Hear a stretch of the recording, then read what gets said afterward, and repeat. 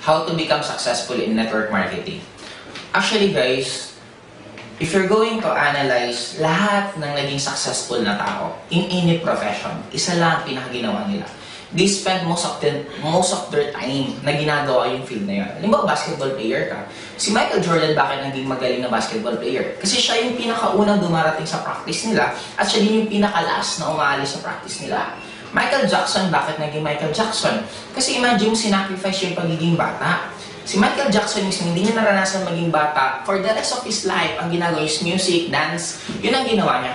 Just like with network marketing. Marami sa atin na gustong yumaman dito. Pero hindi mo to gagawin araw-araw. Hindi mo to isa sa buhay. Hindi mo to gagawin part ng buhay mo. Of course, hindi mo rin talaga mararating ng lahat ng tao na naging successful dito. Ako, naalala ko dati nung nagsisimula ako, wala akong ibang iniisip bago ako matulog, bago ako gumising. Ultimo panaginip ko is lahat networking.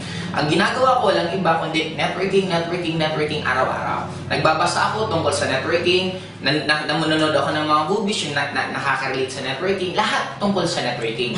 Kaya kung gusto mo mag-networking, tapos ikaw yung tipong tao na nagkakaroon ka ng choice. Networking, gimmick, tapos pa-priority mo gimmick. Networking, tapos family gatherings, tapos sasabihin mo, hindi, upline, gusto ko naman maging successful, guys. You need to give up something para may makuha kang bago. Now, kung gusto mo sa networking ka maging successful, dapat talaga sa umpisa, marami ka dapat i-give up.